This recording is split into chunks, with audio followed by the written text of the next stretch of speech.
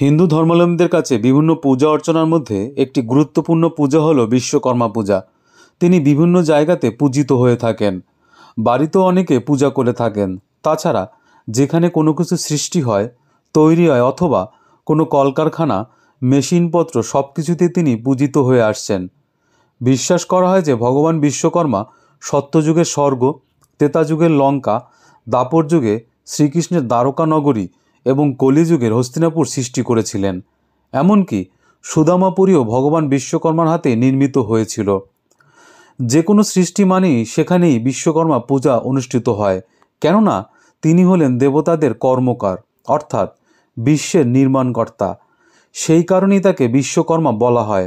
তাছাড়া অনেকের কাছে বিশ্বকর্মাকে স্বর্গের কারিগর হিসাবেও পরিচিত। শিল্পী এবং নির্মাতাদের দেবতা হলেন বিশ্বকর্মা।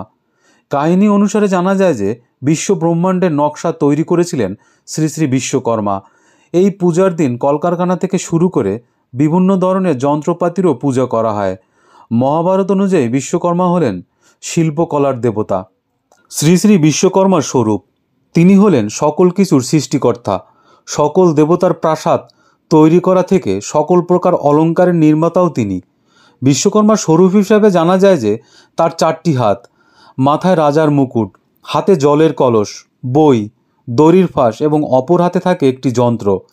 হিন্দু শাস্ত্র অনুযায়ী বিশ্বকর্মা হলেন দেবতাদের শিল্পী, তাই তিনি দেবশিল্পী নামেও পরিচিত। বৃহস্পতির ভগিনী যোগসিদ্ধা তার মাতা এবং অষ্টম বসু প্রভাস হলেন তার পিতা। আর বিশ্বকর্মা ঠাকুরের বাহন হলো হাতি। শ্রী শ্রী বিশ্বকর্মা তিনি তৈরি করেছিলেন বিষ্ণুর সুদর্শন চক্র, শিবের ত্রিশূল, কুবেরের যন্ত্র, ইন্দ্রের বজ্র, কার্তিকের শক্তি প্রভৃতি। এছাড়া শ্রীক্ষেত্রের প্রসিদ্ধ জগন্নাথ মূর্তিও কিন্তু নির্মাণ করেছিলেন স্বয়ং বিশ্বকর্মা। তবে এখনকার ভাষায় এক কথায় বলা যায় যে তিনি হলেন দেবতাদের ইঞ্জিনিয়ার। বিশ্বকর্মা পূজা হিন্দুদের একটি বেশ বড় ধরনের ধর্মীয় অনুষ্ঠান। নতুন কিছু তৈরির কারখানাতে অথবা কোনো যন্ত্রপাতিতে বিশ্বকর্মা পূজা করে তার আশীর্বাদ নিয়ে সেই শিল্পকলাকে এবং সৃষ্টিকে আরও বাড়িয়ে তোলার প্রার্থনা করা হয়।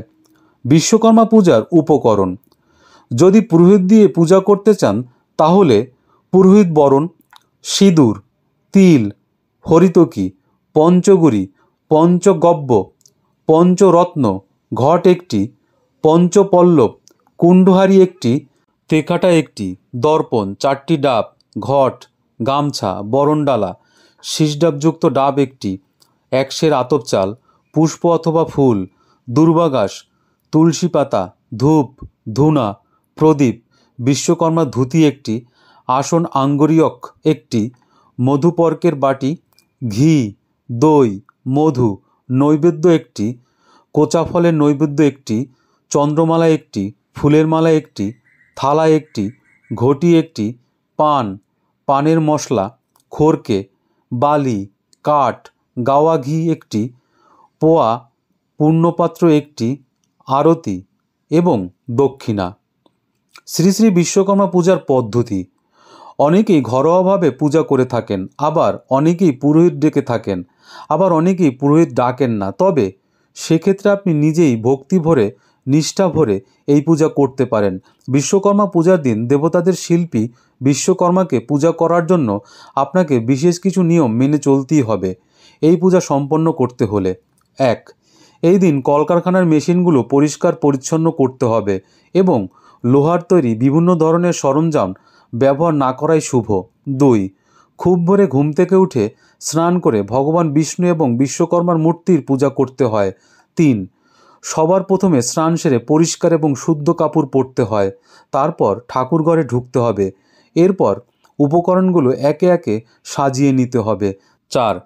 সেই উপকরণগুলির মধ্যে রয়েছে যেমন ধরুন গঙ্গা জল দিয়ে ঘর ভরা এবং ঘটের উপরে আমের পাতা সহ শীষযুক্ত ডাব রাখতে হবে।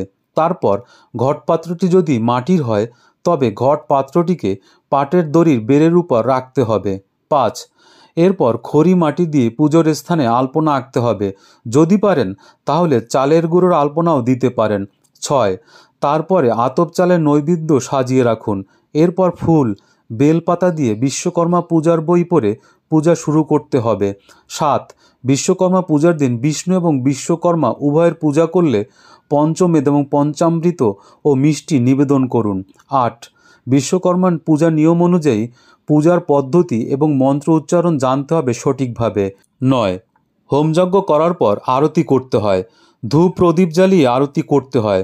পূজা সম্পন্ন হলে পূজার প্রসাদ বিতরণ করতে হয় সকলের মধ্যে, সেখানে আগত সকল ভক্তগণের মধ্যে। শ্রী শ্রী বিশ্বকর্মা পূজা করলে কী শুভফল লাভ করা যায়? প্রতিটি পূজার যেমন গুরুত্ব এবং মাহাত্ম্য রয়েছে, তেমনি শ্রী শ্রী বিশ্বকর্মা পূজারও রয়েছে বিশেষ গুরুত্ব এবং মাহাত্ম্য। বিশ্বাস করা হয় যে ভগবান বিশ্বকর্মা সত্যযুগের থেকে শুরু করে কলিযুগ পর্যন্ত সত্যযুগের স্বর্গ, ত্রেতাযুগের লঙ্কা, দাপর যুগের দ্বারকানগরী এবং কলিযুগের হস্তিনাপুর প্রতিষ্ঠা করেছিলেন। এছাড়া তিনি বিভিন্ন শিল্পের সাথে জড়িত, যেমন ধরুন কারিগর, ব্যবসায়ী হিসাবে সকলেই এই দেবতার পূজা করে থাকেন। তার কাছে প্রার্থনা চেয়ে থাকেন তার ব্যবসার উন্নতির জন্য।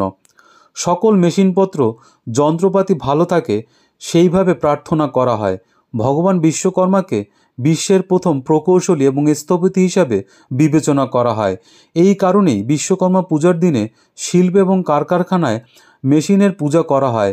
এর ফলে মেশিন থেকে উৎপন্ন যে কোনো সৃষ্টি অথবা কোনো কিছু তৈরি করাকে বিশেষ গুরুত্ব দেওয়া হয়েছে। এছাড়া আপনি যদি এই ধরনের কোনো ব্যবসার সাথে জড়িত থাকেন তাহলে অবশ্যই এই পূজা করতে হবে। এর ফলে আপনার কর্মজীবন খুব সুন্দর হবে বলে মনে করা হয়। ধন্যবাদ বন্ধুরা, সকলে সুস্থ থাকুন, ভালো থাকুন। আর চ্যানেলে যারা নতুন এসছেন চ্যানেলটি সাবস্ক্রাইব করে আমাদের সঙ্গে থাকবেন। আমাদের নতুন নতুন ভিডিও সর্বপ্রথম পেতে পাশে থাকা বেল আইকনটি কিন্তু অ্যাক্টিভ করতে ভুলবেন না। কমেন্টে আপনাদের মহামূল্যবান মতামত অবশ্যই জানাবেন। আপনাদের একটি লাইক বা কমেন্ট আমাদের নতুন নতুন ভিডিও বানাতে ভীষণ রকম উদ্বুদ্ধ করে।